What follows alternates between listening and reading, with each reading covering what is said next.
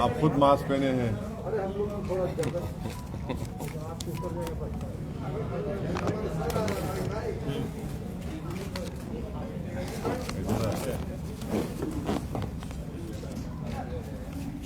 देखिए भाई, प्रेस के साथी लोग, हम लोग पूरा सीमांचल और पूरे बिहार की तरफ से जनाबे बैरिस्टर असदुद्दीन ओवैसी साहब का इस्तकबाल करते हैं।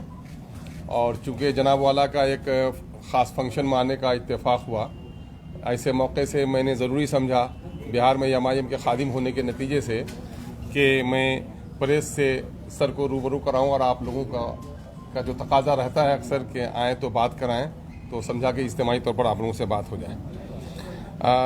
मैं इस वक्त हमारे लिए ये खुशी की बात है कि एमआईएम जो बिहार में इलेक्शन लड़ी और 5 नशिस्तों पर कामयाब हुई है, ये पहला मौका है जब हमारे कौमी सदर जनाब बैरिस्टर असदुद्दीन साहब हमारे दरमियान में तशरीफ़ लाए हैं। और इस दरमियान में एमआईएम ने बिहार के उस इलाके को जिसे हम सीमांचल के नाम से जानते हैं, सीमांचल के पिछड़ेपन के निदान के लिए जो कोशिश की है और 5 अरकान असम्बली में जिस मजबूती के साथ सीमांचल के मसाइल को उठाया है, ये मौका था कि हम उसका तस्करा करते। हम लोगों ने 5 लोगों ने सीमांचल के मुद्दों को उठाया, वहाँ के पिछड़ेपन, वहाँ के डेवलपमेंट की बात कही है। साथ ही सीमांचल में वहाँ सैलाब, कटाव, नदियों पर पुल, महानंदा पर पुल की तामीर, अलीगढ़ यूनिवर्सिटी के कैंपस, पूर्णिया को उपराजधानी, पूर्णिया में एयरपोर्ट, पूर्णिया में हाई कोर्ट के बेंच, इन तमाम तर मसाइल को हम लोगों ने मजबूती से असम्बली में उठाया है, जिसके गवाह आप भी होंगे। साथ ही इस वक्त एक बात देखी जा रही है कि बिहार में बहुत सारी सेकुलर पार्टियां हैं, वह अक़लियतों के हवाले से बात करने से डरती, सहमती और घबराती रही हैं। ऐसे वक्त में एमआईएम ने इस कमी को पूरा किया है और बिहार में खासकर अक़लियतों और दलितों के मुद्दों को बहुत ही मजबूती और तवानाई से उठाया है। चाहे उर्दू के मसाइल हों, वक्फ बोर्ड का मसला हो, इन तमाम तर मसलों पर एमआईएम ने बड़ी मजबूती से, हमारे 5 एमएलए ने मिलकर हम लोगों ने काम किया है। साथ ही आप देखेंगे कि बिहार में कई जगह फ़िरकावाराना कशीदगी की फ़ज़ा पैदा हुई। वैशाली में गुलनाज को जलाया गया और वो सिसक कर दम तोड़ दी, लेकिन असम्बली में किसी पार्टी ने, जो लोग अक़लियतों की मसीहाई की बात करते हैं, किसी ने आवाज़ उठाने की हिम्मत नहीं की।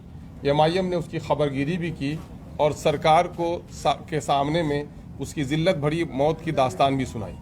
साथ ही आपने ये भी देखा होगा कि पिछले दिनों समस्तीपुर में सनोबर के साथ भी वो सलूक किया गया, मॉब लिंचिंग हुई, और उसके ख़िलाफ़ भी मैं समझता हूँ कि एमआईएम ने बड़ी जिम्मेदारी के साथ अपने जिम्मेदारी को अदा किया है। तो ये कोशिश हमारी चल रही है कि बिहार के किसी भी हिस्से में दलितों पर, अक़लियतों पर, किसी जाति पर जुल्म हो, हम लोग इंसाफ की लड़ाई लड़ रहे हैं। अभी गुज़िश्ता 23 तारीख को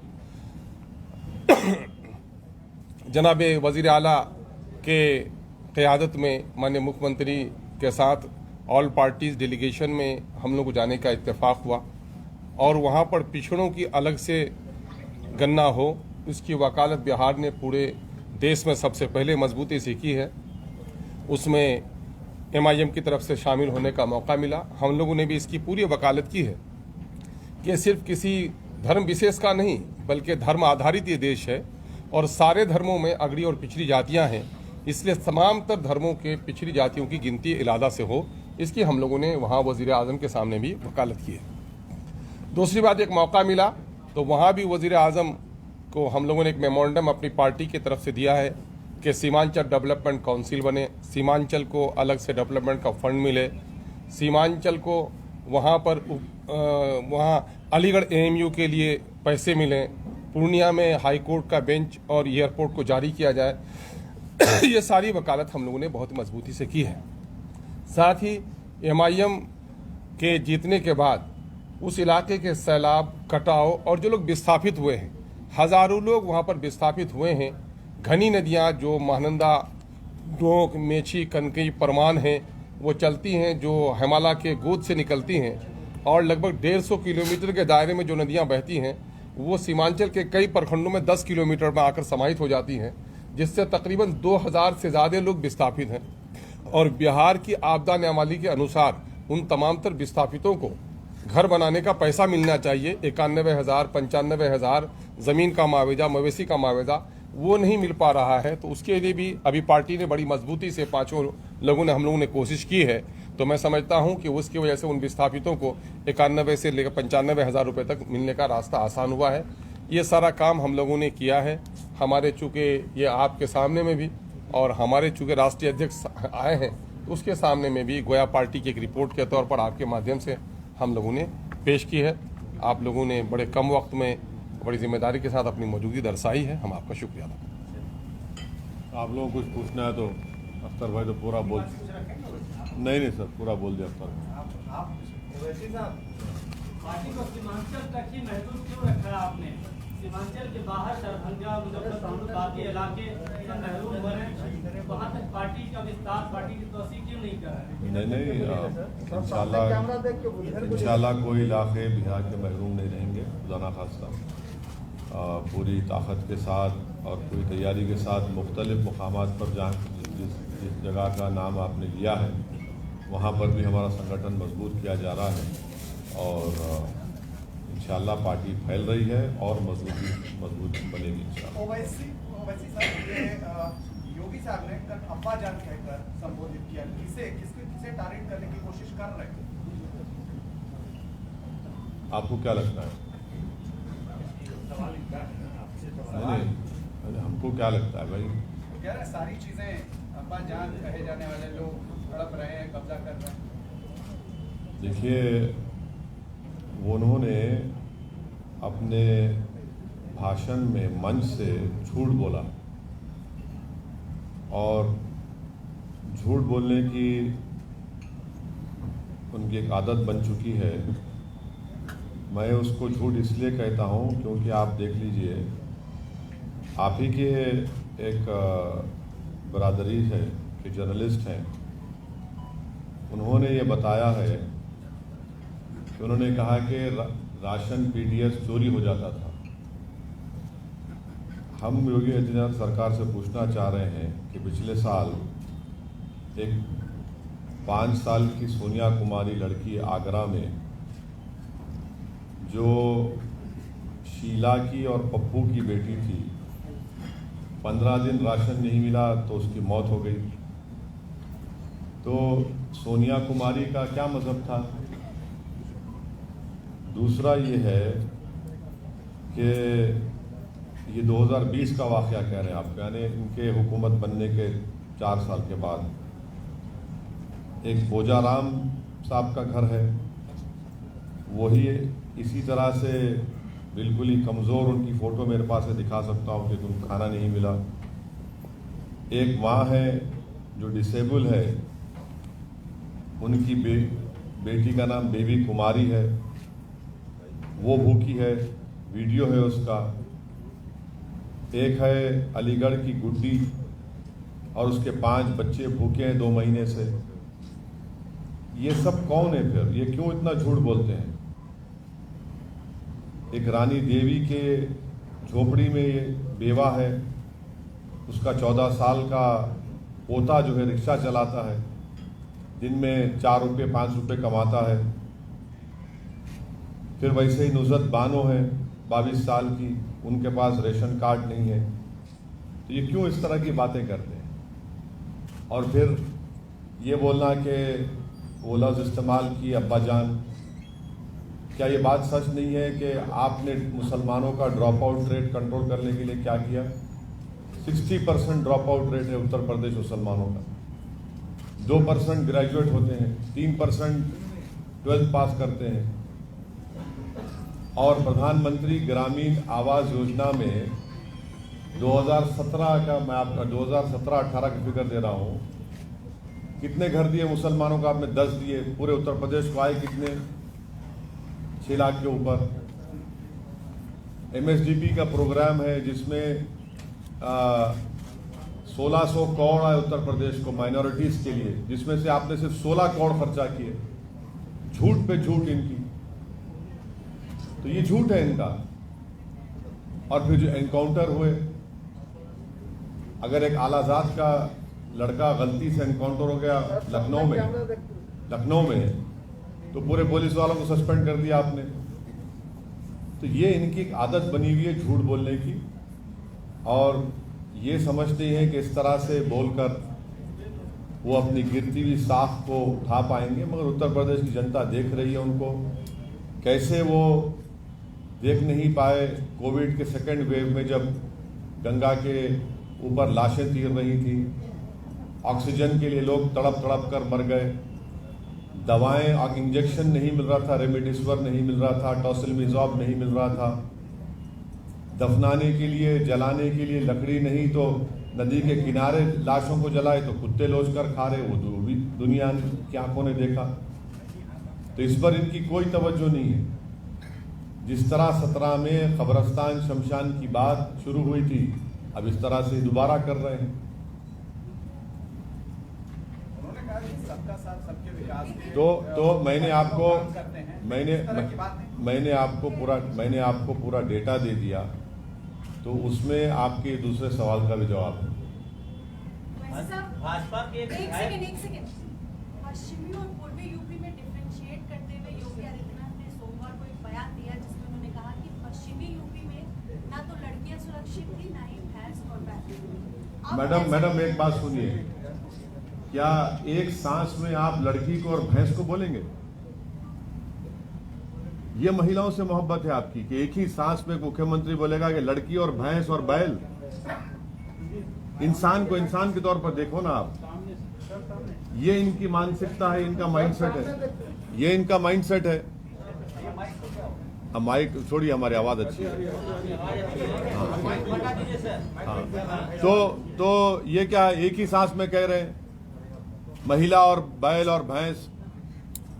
क्या बात है ये? एक मुख्यमंत्री रहकर आपको इस तरह की जबान इस्तेमाल करेंगे आप?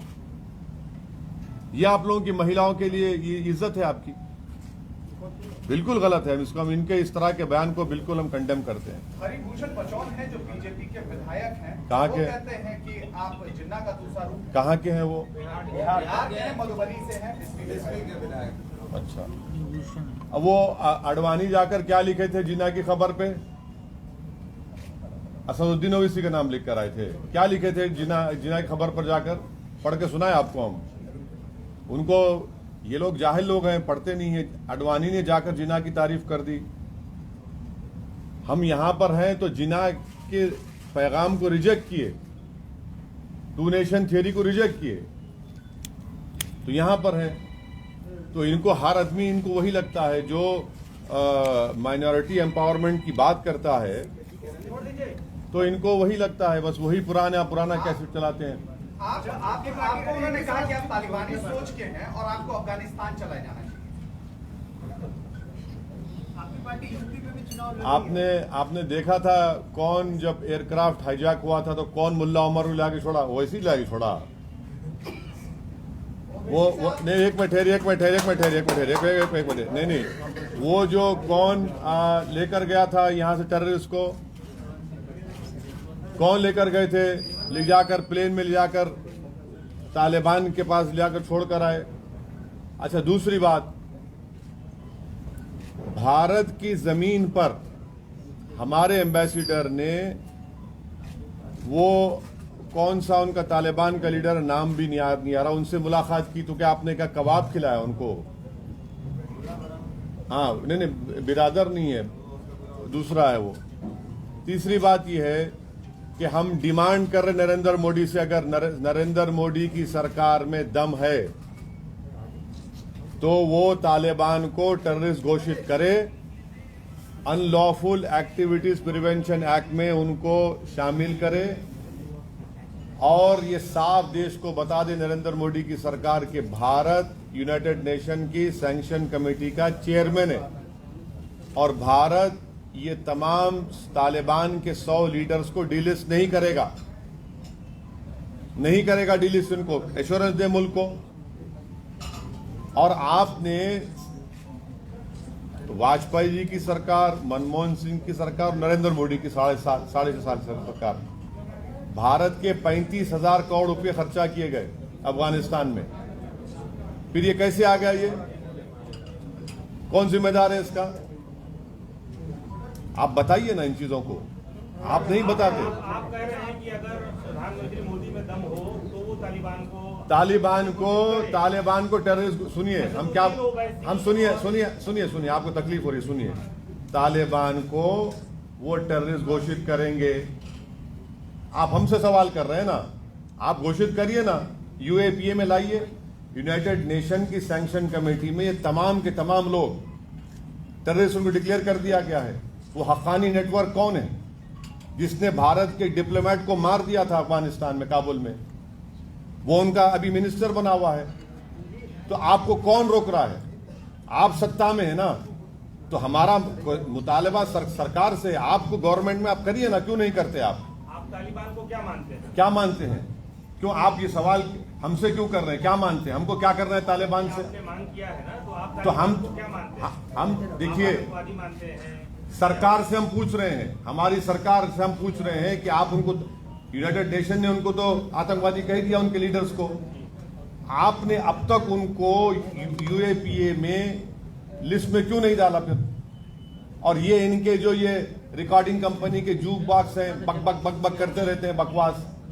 अरे तुम्हारी सरकार को बोलो ना जाके। लेकिन तालिबान को आप क्या मानते हैं? अपना स्टेटमेंट क्या सुप्रीम ओवैसी तालिबान को क्या मानते सरकार से सवाल हैं? कर रहे हैं, हम तो आपकी प्रेस कॉन्फ्रेंस अरे आपने हमसे पूछा कि किसी बीजेपी के नेता ने तालिबान के बारे में हमसे ये कहा है, हमारे बारे में।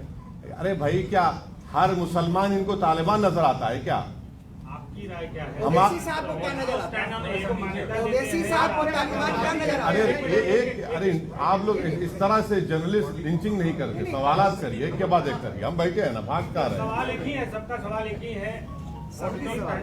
ओवैसी साहब या आपकी पार्टी हाँ। तालिबान को मान्यता देती है या फिर आप तालिबान को क्या मानते हैं? तालिबान को हम शुरू से कह रहे हैं, 2013 से मैंने पार्लियामेंट में स्पीच कहा, 2015 में कहा, 2016 में कहा, और 2000 जब ये CAA का बिल पास हुआ था, मैंने कहा ये बहुत बड़ी स्ट्रेटेजिक गलती कर रहे हैं आप।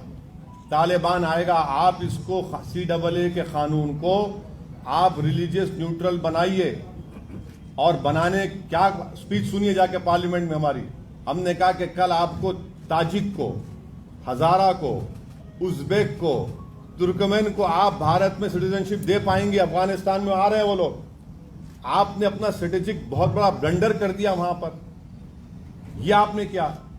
अरे ये देखिए, तालिबान से असदुद्दीन ओवैसी को क्या करना है? क्या करना है हमको? आपके दिमाग में बात आती भी क्यों है? आप क्यों शक करते हैं हम पर? इस तरह का सवाल करना आपका शक नहीं, आपका शक करना है नहीं, बिल्कुल शक करना है आपका, बिल्कुल। मैं एक सुनिए, कोई नजरिया, हमारा नजरिया संविधान, हमारा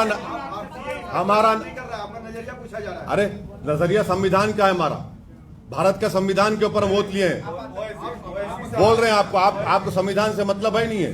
ये बताइए कि हमको क्या नहीं, हमको मुल्क से, भारत से मतलब, हमको दूसरे पड़ोसी से क्या मतलब? हमको नजरिया क्या नजरिया? कौन सा नजरिया? हमारा नजरिया संविधान का है, हमारा नजरिया कॉन्स्टिट्यूशन का है। संविधान के नजरिए से आप क्या मानते हैं? इसी संविधान के नजरिए से सरकार को तय करना है। इसी, सुनिए आपने अच्छा, इसी संविधान के नजरिए से भारत सरकार को एक तय करना है कि वो टेररिस्ट ऑर्गेनाइजेशन में शामिल करेंगे नहीं करेंगे। और ये संविधान के नजरिए से हमको पूरा हासिल है कि हम अपने मजहब पर चले, हम भारत के शहरी हैं। ये हर चीज दुनिया में संविधान वो हो रहा है, हमको क्यों पूछ रहे हैं आप?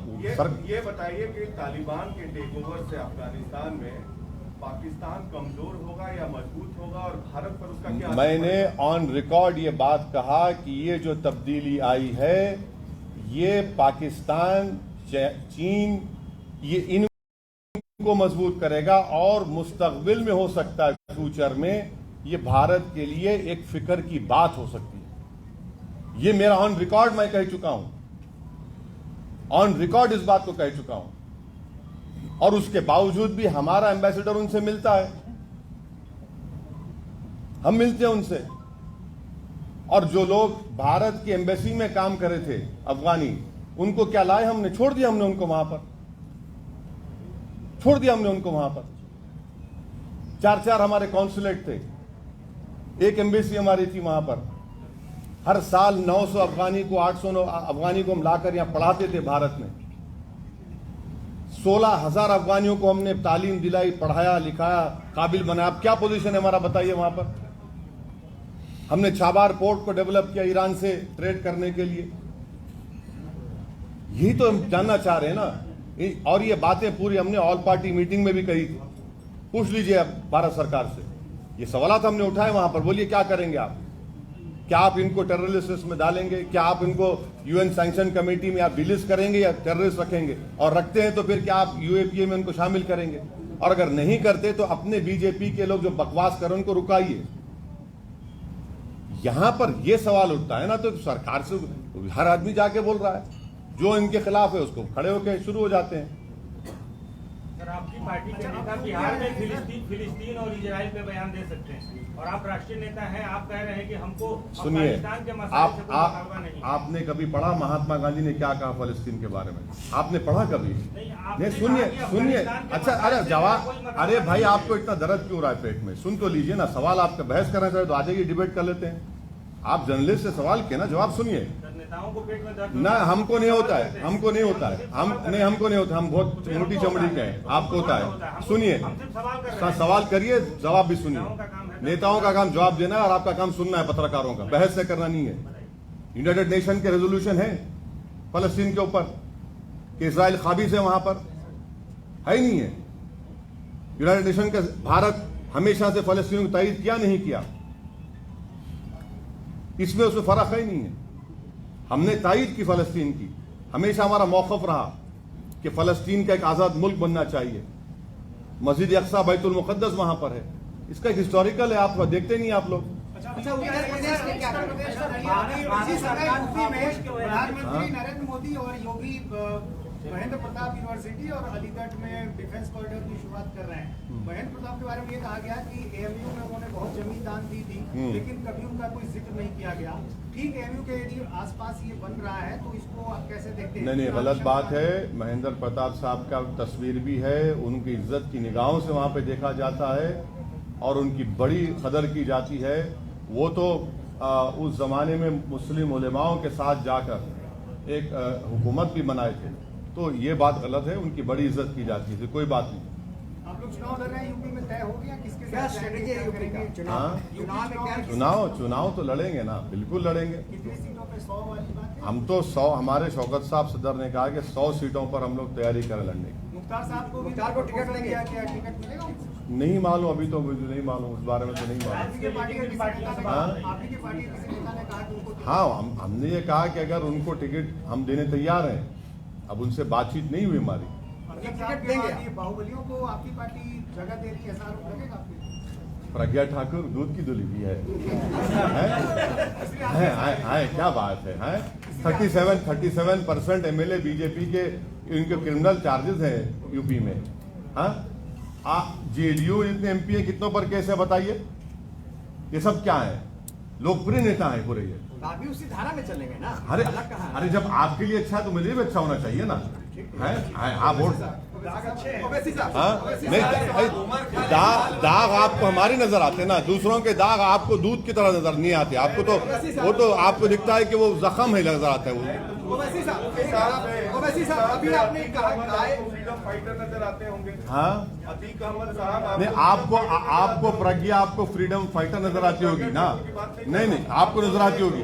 नहीं, ये गलत बात है।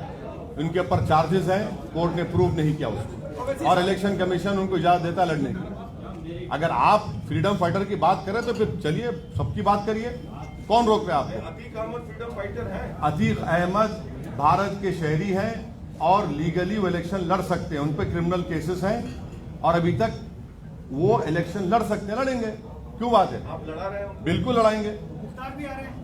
नहीं, वो बात अभी नहीं है, जब होंगे बताएंगे आप। अभी आपने कहा महिलाओं के सम्मान की बात कही, आपने कहा कि भैंस और महिला को एक साथ नहीं देखा जा सकता, सुरक्षा बोला गया ना, मुख्यमंत्री ने बोला उसको। इसी से एक सवाल है सर रिलेटेड कि दिल्ली में एक मामला आया है, रियाजुद्दीन, जिसने 9 साल पहले तलाक दे दिया और फिर अब वो 9 साल बाद अपनी वाइफ के पास आता है और कहता है हलाला के जरिए तुम मुझसे फिर दोबारा निकाह करो। अब इस पर आप क्या कहेंगे? ये कैसा सम्मान है महिलाओं का? केस बुक करिए उसके ऊपर। क्या आपको मालूम भारत में कितने चाइल्ड मैरिज होते हैं? उसमें मुसलमान कितने हैं? बोले आपको हम कितने चाइल्ड मैरिज होते हैं बताएं आपको। आपको मालूम 33 लाख महिलाएं शादी होकर अपने शौहर के साथ नहीं, उसमें कितने महिला मुसलमान हैं बताइए।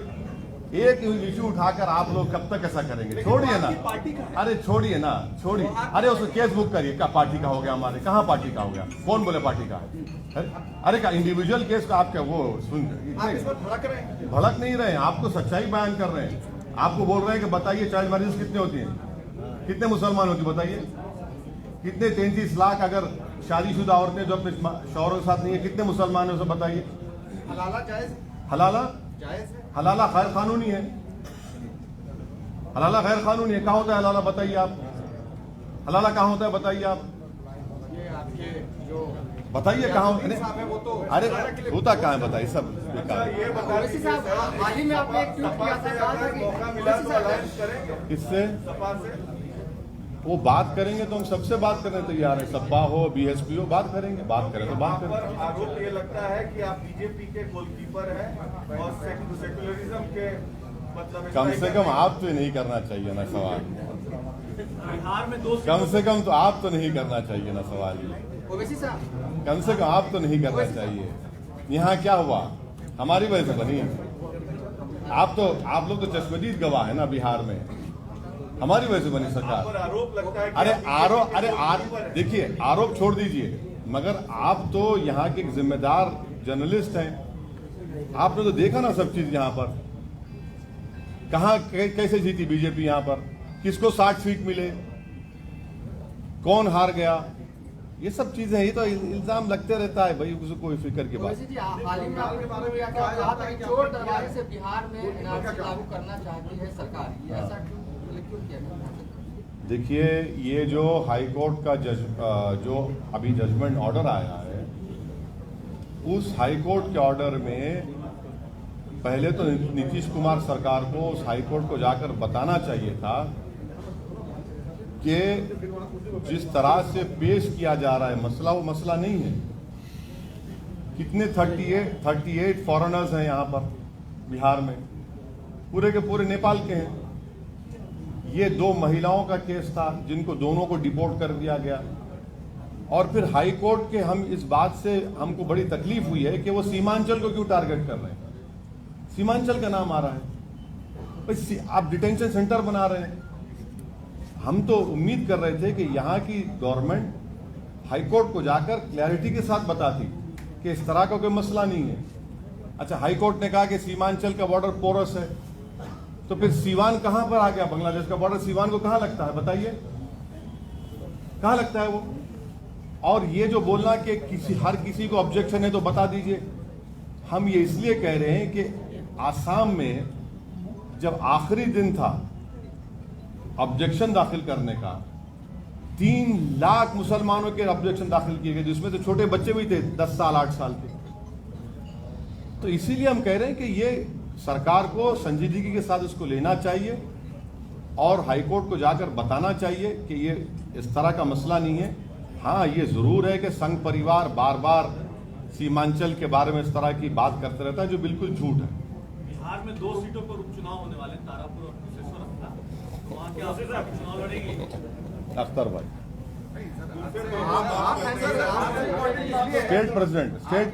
स्टेट प्रेसिडेंट की मौजूदगी में कैसे बोलूंगा?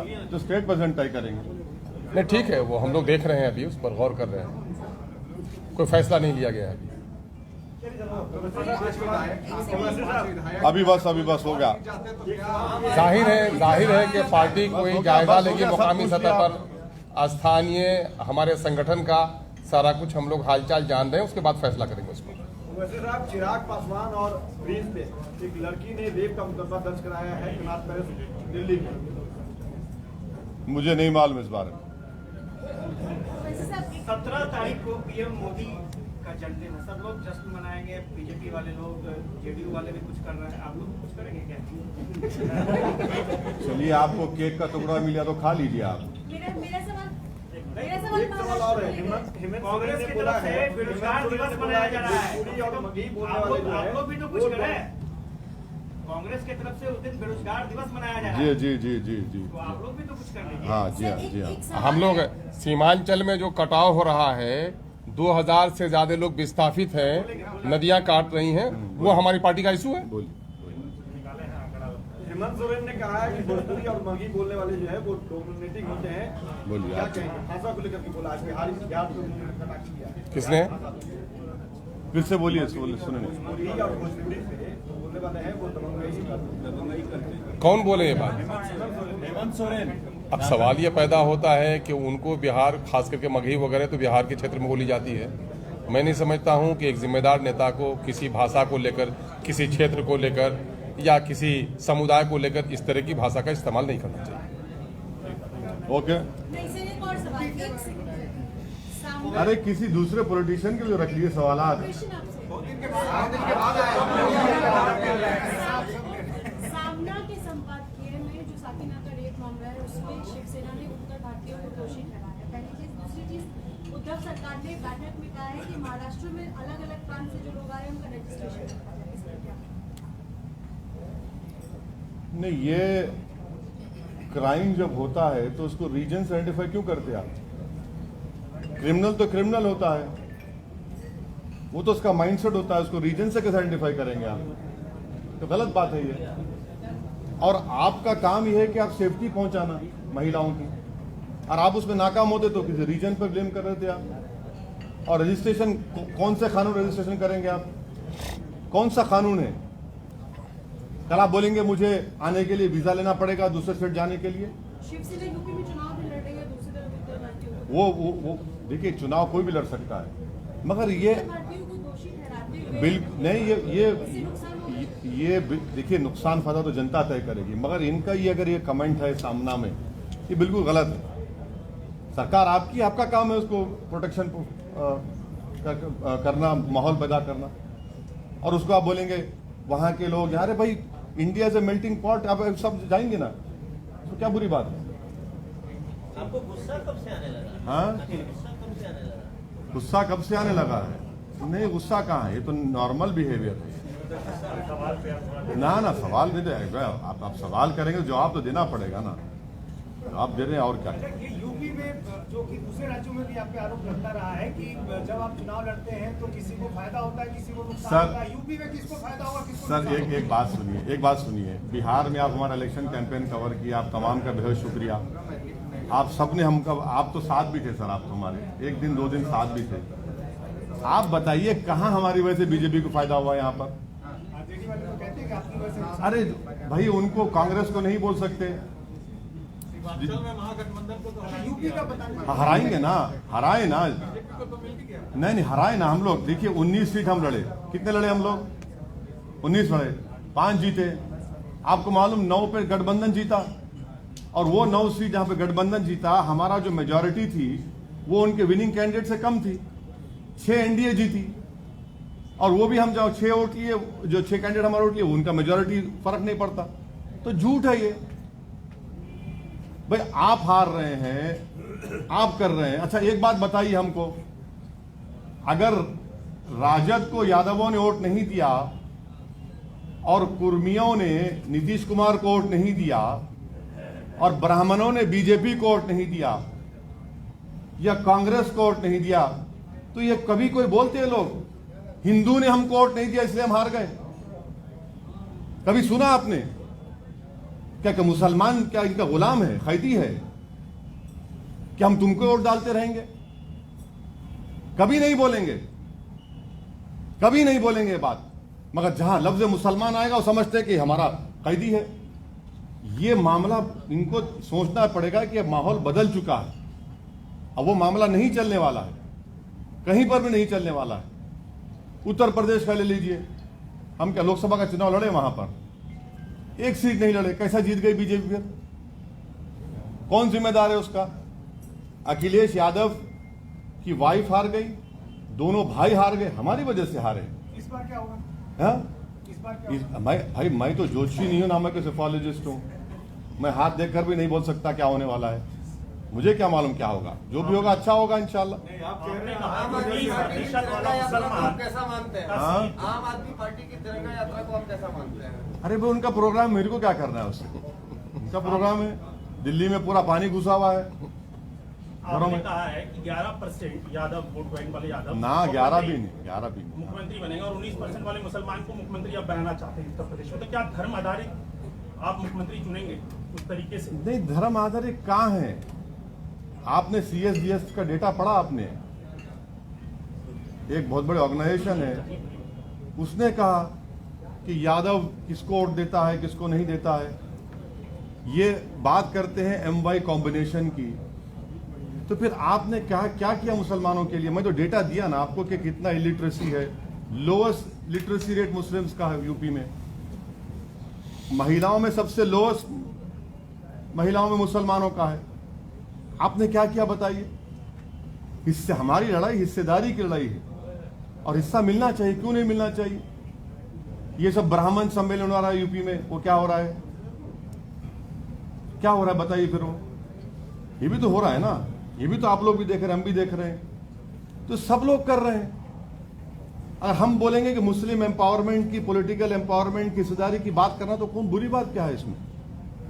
सच्चा कमेटी रिपोर्ट को सुप्रीम कोर्ट में चैलेंज किया गया है, जनवरी में PIL दाखिल की गई। वो कुछ नहीं होगा, वो इससे पहले भी कह रहे थे, उसका जजमेंट है ऑलरेडी। आपने कहा कि सपा ने मुसलमानों के लिए कुछ नहीं किया यूपी में, आपको हिस्सेदारी मिलनी चाहिए, आप 19% हैं, वो 11% है।